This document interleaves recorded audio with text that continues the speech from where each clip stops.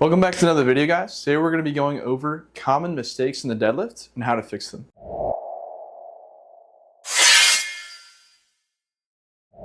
The first one we're going to go over is the setup with the slack pull and wedge before we actually initiate the pull. So the first thing we want to note in our setup is actually the distance that we are from the bar. Now the reason this matters is because when we wedge into the bar, if we're too far from the bar has to come back to us in a balanced position, which will usually be over our midfoot. If we're too close to the bar, we'll likely bump into the bar when we go to wedge, then the bar will get too far away from us at that point.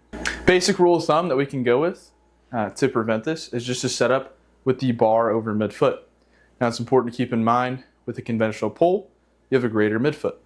This is a little bit more, or less room for error there. With the sumo stance, especially the wider you go, we're shrinking that midfoot. So you'll have greater room for error.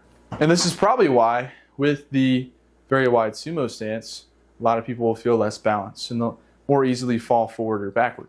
What could also help, if you just record your deadlift from a side angle and you see the bar shift forward or backward, then you can adjust it from there. So if I were to wedge in, watching my side angle, and the bar is to travel to me, then I can set up a little bit closer to the bar to help better find that midfoot and make sure the bar just travels vertically when I break the floor.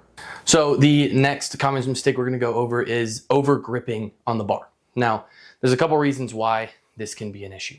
First of all, it can cause some bend in the arms, and we want to make sure that we are cueing for long arms, right? Our arms are there to hold the bar during the deadlift, and that's about it. We don't want any extra tension or bend or work being done in the arms besides just holding the bar. We want to grip the bar deeply initially, and as we are initiating that slack pull, we allow the bar to sink into the deepest point of our hand. That'll allow us for the bar to be in the strongest point in our hand, not too much grip, but not too little grip either, and it'll allow us to keep those arms long throughout the lift.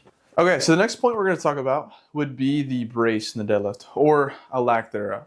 So with this one, this is probably where we see the most injuries. Let me explain what bracing is. Bracing is a term we use for intra-abdominal pressure. Intra-abdominal pressure is an intake of air and expanded into our diaphragm to create internal pressure and stabilization in our core. This keeps the spine in a safe and stable position during the deadlift. If you haven't heard this analogy, we're going to go ahead and explain. Bracing is like a can that's full of liquid and pressurized versus an empty can. When we don't brace, it's like the empty can, and we get crushed under the load. We injure our back or our spine. When we do brace properly, it's like the can that's pressurized and full of liquid and sealed. Before we initiate the pull, this can be done during the slack pull, or before you even get down to the bar, we need to brace.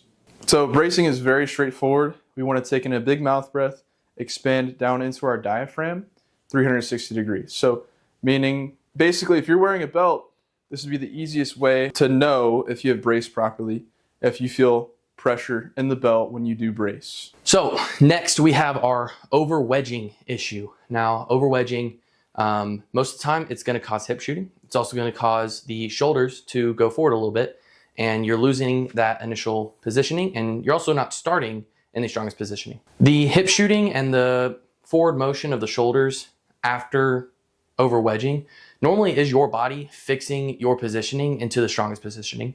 So it's better just to start at that strongest positioning instead of leaking power to get there after beginning the pull. So one of the ways we can fix this is to quote unquote tempo the wedge, pretty much just meaning controlling the wedge and making sure that we are properly getting into place and finding our strongest positioning before initiating. Another good way to fix this is just to cue armpits over the barbell.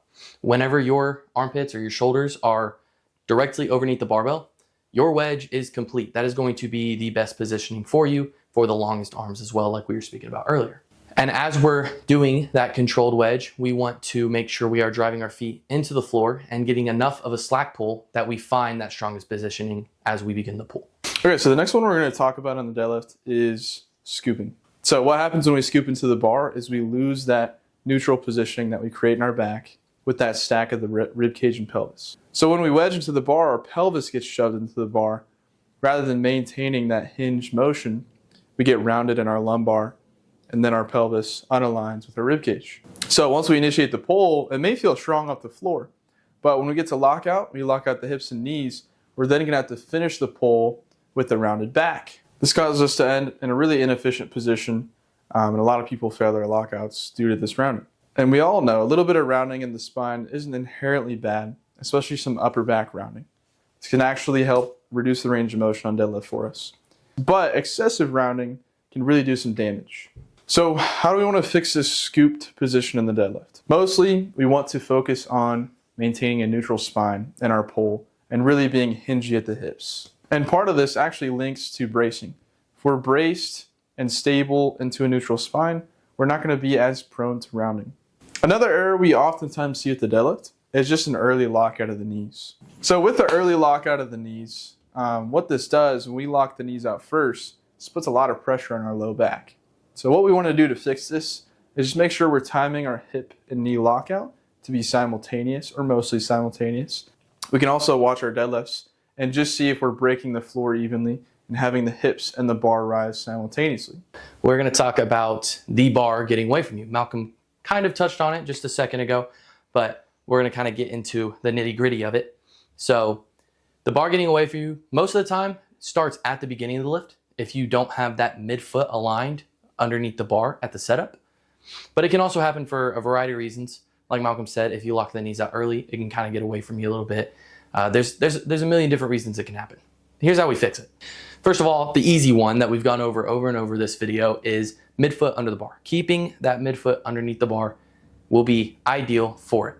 We also want to make sure that we are keeping our lats engaged and cueing for that bar to stay close to the body so that A, obviously it doesn't get away from us, and B, you stay in that strongest positioning for the deadlift all the way through the lockout. And a really good way to cue this is just to think about it as a lat pullover.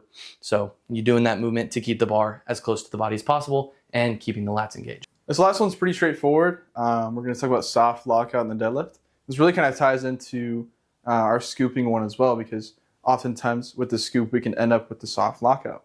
So with the soft lockout, just something simple that we can do and really make a repetition of throughout our deadlifts is just squeezing the glutes at the top. So we can just make a habit of really squeezing the glutes, making sure we're extended in the glutes and locked out, and pulling the shoulders back into an erect position.